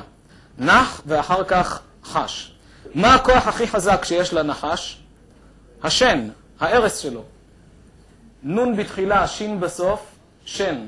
החטא מסמלת את הצורה של שיני הארס שהם חודרים פנימה אל הטרף. נמלה, תאמר לי אם התכוונת לזה, פעם הייתה קושייה לחוקרים, איך הנמלה אוגרת במעמקי האדמה כל כך הרבה גרעיני חיטה או כל מיני גרגרים אחרים, לפעמים מוצאים 100 קילו במחסנים של הנמלים. איך הכל לא נובט וצומח? הרי זה באדמה ויש רטיבות. התברר שלכל חיטה יש את המין בליטה קטנה למטה, שזה הנבט שעתיד לנבוט, והנמלה כשלוקחת את החיטה לפני שמאחסנת אותה, היא מלה אותה. היא מורידה לה את הבליטה הזאת כדי שזה לא יצמח. נמצא שהנמלה היא מלה. נכון. האיברים של האדם. היא שואלת מה לגבי גמל, נאמר בקצרה, אבל לא נעבור כעת על כל בעלי החיים. הגמל נגמל בקלות מאכילה ושתייה. למה הוא ספינת המדבר? הוא יכול ללכת הרבה זמן בלי אכילה ושתייה. נגמל בקלות. גמל מלשון גמילה שדיברנו עליה קודם. זה גם מראה על אופיו, על טבעו, על מהותו.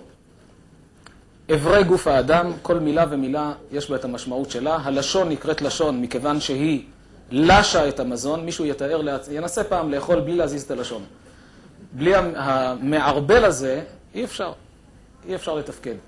הלשון לשה, העין מלשון מעיין, נובע. האוזן מלשון איזון. מקום האיזון, הרי האדם שומר על שיווי המשקל שלו כתוצאה מאותם נוזלים שנמצאים באוזן. הפלא הגדול הוא שזה התגלה רק בעשרות השנים האחרונות, והמילה אוזן נמצאת בתורה. לפני אלפי שנים. זה התגלה רק לפני כמה עשרות שנים, שמקום האיזון של הנוזלים זה באוזן, לכן מי שמסתובב במהירות מאבד שיווי משקל, הנוזלים האלה זזים. וכבר בתורה כתובה המילה אוזן. יד על שם 14 הפרקים שהם העיקר של היד, כן? הרי איך מפעילים את היד? על ידי האצבעות. 4 האצבעות יש בהם 3 פרקים בכל אצבע, באגודל יש 2 פרקים, סך הכל 3 כפול 4, 12, ועוד 2, 14. יד. זה העיקר של היד שבזה האדם פועל. כאשר האדם מושיט יד לחברו, להראות לו שהוא הידיד שלו, לוחץ לו את היד, כמה ידיים יש לנו עכשיו? 2 ידיים. יד ועוד יד, זה ידיד. אנחנו ידידים, לוחצים יד. כשצריך להפעיל כוח, משתמשים בשתי הידיים. יד ועוד יד, 14 ועוד 14, כוח, זה 28, זה כוח. וכן הלאה, לכל מילה יש את העומק שלה, את המשמעות שלה. הפנים נקראים פנים מלשון פנים. הרי הם חיצוניים, למה נקראים פנים? מכיוון שהם מראים מה שבפנים. מראים מה התחושות של האדם, האם הוא שמח, עצוב, על פי כף היד, מישהו יודע, יסתובב לצד ואי אפשר לדעת, שמח, עצוב, עצבני, לפי הפנים רואים מה שבפנים, איך האדם מרגיש כעת. לבוש, לא בוש. על ידי הלבוש האדם לא מתבייש. בלי לבוש, מי ילך ברחוב? מתבייש ללכת. על ידי הלבוש האדם לא בוש. אם הוא הולך בלי לבוש, אדם שלא מתבייש לחשוף חלקים מגופו, אז הוא לא בדיוק בדרגת אדם, יורד למדרגת בהמה. אגב, המילה בהמה, בהמה. כל מהותה בה, היא לא יכולה להתפתח יותר. הבהמה זה לא כמו אצל האדם שיכול להתעלות, יכול להתרומם. בהמה, כל מהותה נמצאת בה. נעבור לדלת, ראינו שהדלת מלשון דל, מלשון דלות. לכן הדלת ניצבת על רגל אחת. חז"ל אומרים, מפני מה פניה של הדלת מופנית מהגימל. הוא לא מסתכל לכיוון שלו, הוא מסתכל לצד השני. למה?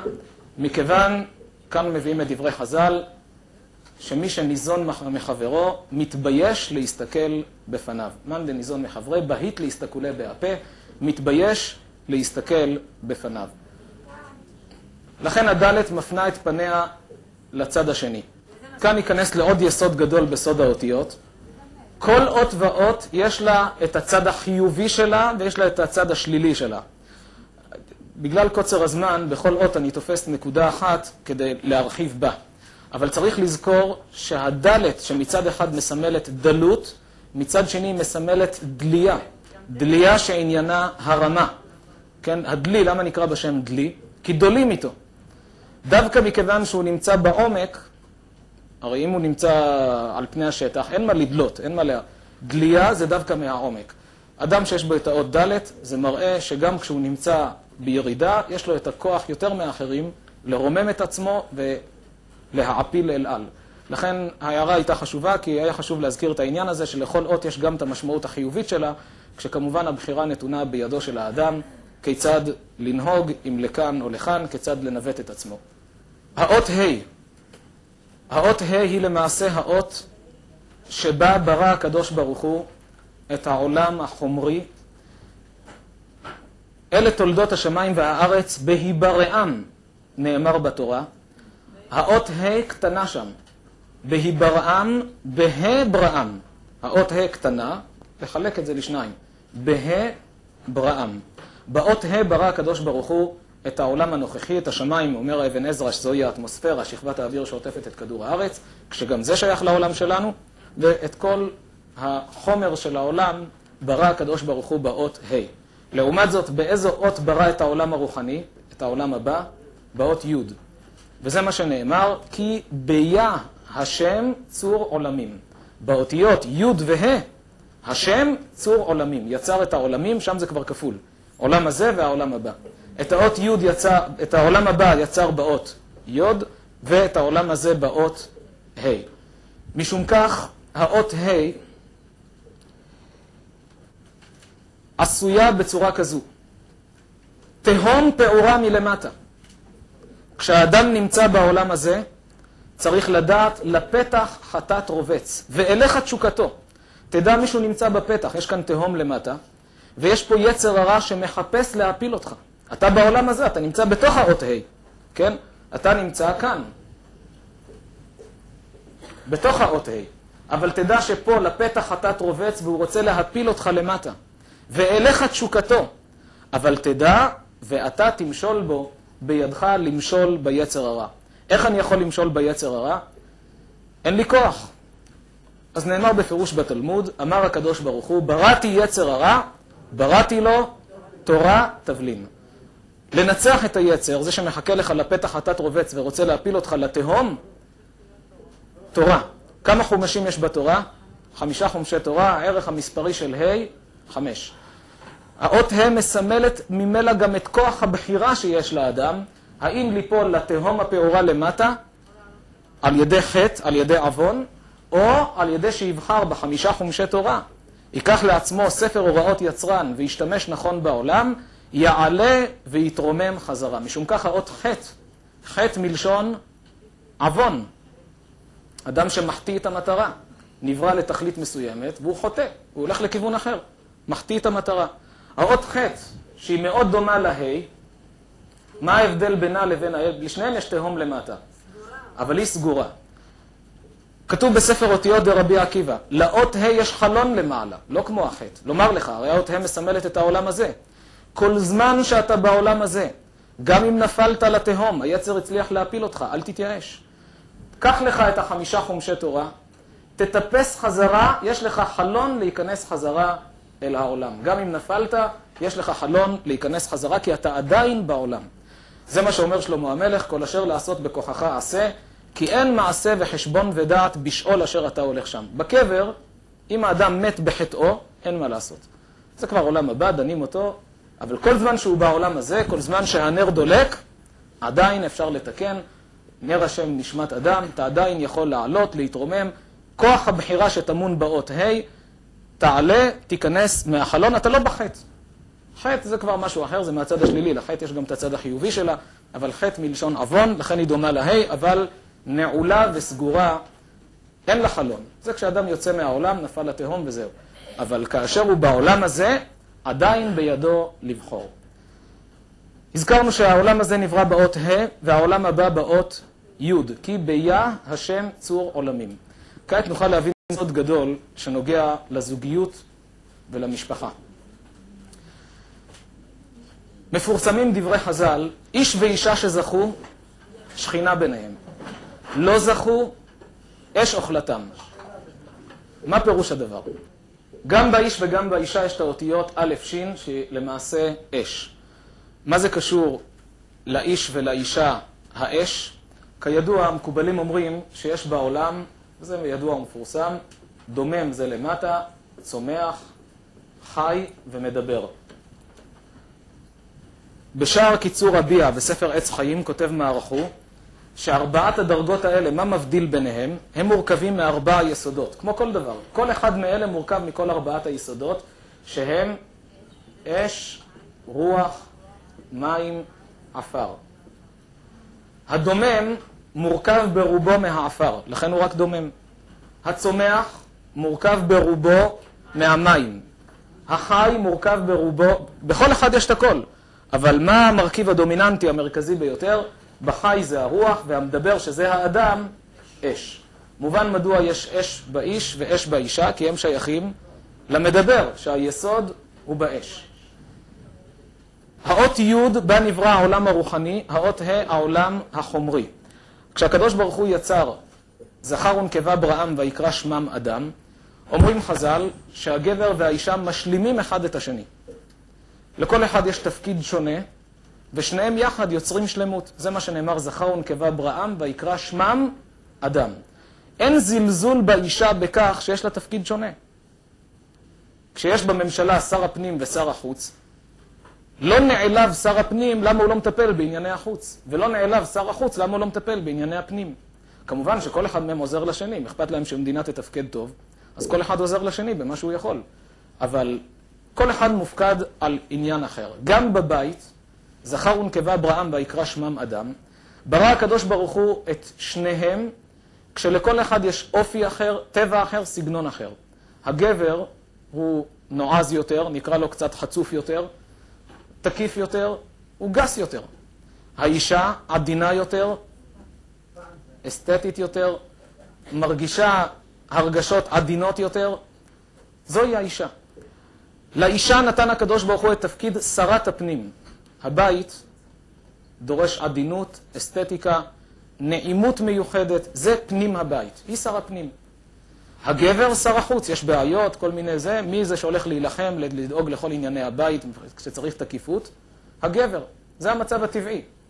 זה לא אומר שהאישה לא עוזרת לבעלה בענייני החוץ, והאיש לא עוזר לאשתו בענייני הפנים. ודאי שעוזרים, יש צורך, מסייעים אחד לשני, כמו שבממשלה. אבל לכל אחד יש את הדבר שהוא המומחה והמוצלח והמיוחד באותו דבר. כך הבית מתפקד בשלמות. זוהי השלמות של הבית. האישה פטורה ממצוות עשה שהזמן גרמה. מצוות עשה שתלויה בזמן, כמו תפילין, קריאת שמע וכדומה, אישה לא חייבת. על פי הפשט, מכיוון שבתפקוד הבית לא רצה הקדוש ברוך הוא להגביל אותה בדברים שקשורים לזמן. הילד ממהר לבית הספר, היא אומרת לו, רגע, עוד מעט יעבור זמן קריאת שמע. שנייה, לא קראתי קריאת שמע. הגבר, בסדר, יקרא קריאת שמע לפני שיעבור הזמן. האישה פטורה ממצווה שתלויה בזמן, כדי שהיא תהיה משוחררת יותר לטפל בענייני הבית. המקובלים מסבירים מבחינה רוחנית שהאישה זקוקה לפחות, ולפי הכללים שהקדוש ברוך הוא נתן. מצוות עשה שלא תלויה בזמן, כמו ברכת המזון וכדומה, ברכות על האוכל, זה דברים שאישה חייבת בהם. או מצוות לא תעשה שתלויה בזמן, כמו לא תעשה כל מלאכה, זה גם תלוי בזמן, אבל זה לא תעשה. לא תעשה בזה אישה חייבת. אישה פטורה מלימוד תורה. היא חייבת ללמוד תורה כדי לדעת מה מותר ומה אסור. אבל אין לה את המצווה כמו אצל הגבר, ובהם נהגי יומם ולילה, שהוא נתבע על ביטול תורה כל זמן פנוי שבזבז אותו לבטלה. אישה לא נתבעת על זמן פנוי שבזבזה לבטלה. כי יש לה את התפקידים שלה. נמצא שהעולם הרוחני הזה, של מצוות עשה שהזמן גרמה, של חיוב בלימוד תורה, למי זה שייך יותר? לגבר. והתפקוד של הבית, שזה למעשה הסמל של העולם הזה, שייך לאישה. לכן האישה קיבלה במהותה את האות ה' שבה נברא העולם. העולם הזה. והאיש קיבל את האות י' שבה נברא העולם הרוחני, כי הוא שייך, יש לו תפקידים מסוג אחר בעולם הזה.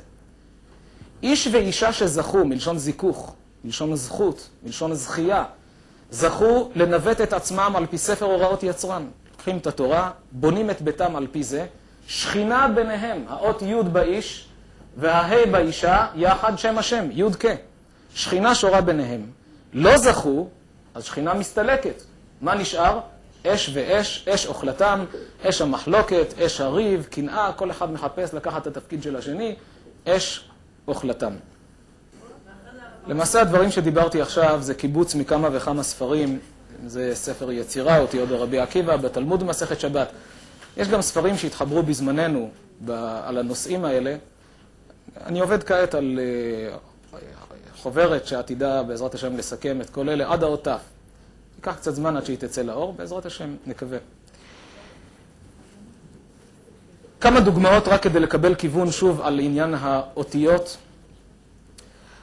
ראינו שהאות ב' היא חלוקה, ריבוי, נכון?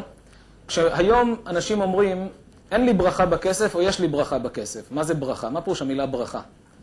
ברכה זה ריבוי, זה היה קצת ויש ברכה, זה מתרבה, יש הרבה. כשבודקים, הרי בית למעשה זוהי הספרה 2, נכון? מכפילים אותה ב10, לאיפה מגיעים? לכף, 20. מכפילים אותה ב10, מגיעים ל200, זה הרש. בית כף רש זה השורש של ברכה. כפול, הבית מכפיל את עצמו, נהיה 2, 20, וה-20 מכפילים נהיה 200, זה למעשה ברכה. המילה בכור שכתובה בתורה כתובה בלי וו. מה המיוחד בבכור? שמקבל כפול, פי 2. גם כאן, בית כף רש זה בכור, מבטא במהותו את הכפילות שהוא מקבל בירושה. המילה שלג, למשל, השלג כידוע הולך ונמס, הולך ומדלדל, נכון? 300 נהיה 30, וה30 נהיה 3, הולך ויורד, הולך ונמס. אנחנו נסיים במילה אות. דיברנו עד עכשיו על האותיות. אז כדאי להבין בעצם מה פירוש המילה אות. פרעה אומר למשה, תנו לכם אות. פרעה רוצה אות, נכון? מה זה אות? סימן. אז על פי הפשט, מובן, למה האות נקראת אות? כי היא מסמנת. מה היא מסמנת? את כל הכוחות שראינו עכשיו. הצורה הזו של האות מסמנת, היא סימן לכוחות שתמונים בתוכה. או על פי הפשט, היא מסמנת את הצליל, את ההיגוי, את המילה. אבל כשננתח על פי סוד האותיות את המילה אות, הרי כמו במילה נשמה, במילה נשמה שהזכרנו בתחילת הדברים, הרי נון למעשה מסמל את 50 שערי חוכמה או 50 שערי טומאה, לצד החיובי או לצד השלילי. זאת אומרת, השלמות הרוחנית. זה באות נון, לכן נון נראית כאדם כפוף, ראש, גב, זה אדם הענב. הוא כפוף. האותיות הסופיות, צריך לדעת כלל, כל 5 האותיות הסופיות מסמלות את העולם הבא, אחרי תחיית המתים, השלב הבא. לכן יש נון כפופה, שזה הענב של היום, והנון סופית, שהוא עתיד להזדקף לעתיד לבוא. וזה אותו דבר, רק הכפיפות הזאת הפכה להזדקף. כל העתיד למעשה זה האותיות הסופיות. ובכן לגבי הנשמה, נון מסמלת את השלמות הרוחנית, 50 שערי בינה, שערי חוכמה. לאחר מכן יש לנו את אותיות שין מם, ובסוף ה'. מה זה ה'? העולם הזה. השם של האדם מוריד לו את השפע מהעולם הרוחני אל העולם הזה. זה המילה נשמה. המהות הרוחנית הזאת של הנשמה באה לידי ביטוי על ידי השם, והשם עם האותיות מהווה צינורות שפע, כל צינור שפע מסוג אחר, תלוי מה סוג האותיות. זה למעשה שמוריד את השפע מהנון, מהעולם הרוחני להי על ידי השם. זה מהות הנשמה. כלומר, הצורה שהיא פועלת, הצורה פעילה ביסודה. כך גם המילה אות, כשמפרקים אותה, האות תו, כידוע לא אומרים תף, אלא אומרים תו. מה זה תו בעברית? סימן. אלא מה? זה סימן חומרי. כן, יש תו חנייה, יש תווית בבגד, שזה סימן בבד הקטן הזה. תווי נגינה, תו זה סימן. כשאומר פרעה, אני רוצה אות, מה הוא מתכוון? תוכיחו לי שאלוקים שלח אתכם. תנו לי סימן שאתם השלוחים של האלוקים. זה המילה אות. המילה אות, לא דיברנו עדיין על הוו, וו למעשה היא אות החיבור. וו, מה פירוש המילה וו בלשון הקודש? וו, שמחברים, וו של תלייה, הוו מתחברת לקיר. הצורה של הוו, גם, זה הוו שמתחבר. הערך המספרי זה 6, 6 סדרי משנה, התורה שבעל פה שמתאחדת עם התורה שבכתב, או בחומר, הרי כל החומר שייך ל6 צדדים, פעם דיברנו על זה כאן, שהחומר מוגבל ב6 צדדים, השבע זה הרוחניות שבתוך החומר, ובאמת ידוע שהאטום מורכב מגרעין פנימי ואלקטרונים שנעים סביבו במהירות. הפיזיקאים אומרים, מבהיל לחשוב מה יקרה אם מסיבה כלשהי האלקטרונים יפסיקו את תנועתם, העולם כולו ייעלם. הסברנו פעם, עמדנו על כך בהרחבה, מדוע זה כך. מה הכוח שמחבר את הכל? אין להם הסבר. אומרים חכמי הקבלה, הכוח שמחבר את כל העולם הפיזי טמון באות ו', אות החיבור. לכן החומר שייך לו', מוגבל בשישה צדדים, 4 רוחות העולם מעלה ומטה. גם האטום, האות ו', היא זו, הכוח הרוחני שלה, הוא שמחבר, הוא שמאחד, זה כוח החיבור של כל הבריאה, גם בדקדוק העברי. ו' החיבור, אתה ואני, כן, מחבר. ו' החיבור, מכל זווית שלא נבוא, הו' היא מחברת ויש עוד להעריך בכך. אבל מה שנוגע לענייננו, אמרנו שהאלף מהי אלופו של עולם, הקדוש ברוך הוא. זה אלוקים.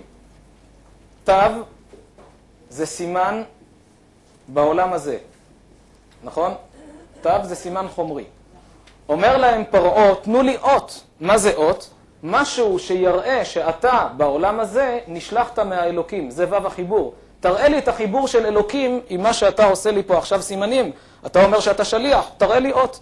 תוכיח שאתה נשלחת על ידי האלוקים, תחבר את עצמך לשליחות האלוקית. זה אות כשפרעה מבקש, אבל כשמדברים על האותיות בלשון הקודש, אז זה הרבה יותר עמוק. הסימן בעולם הזה, התו, זוהי הצורה של האות. א', ב', ג'. הו' מחברת את צורת האות עם האלוקים. הכוח הרוחני שנכנס בצורת האותיות, זה למעשה החיבור שבין הו' לבין הו' שמחברת בין האלף לבין התו. זה המהות של כל האותיות כולם. אני מודה לכולם, תודה רבה וערב טוב.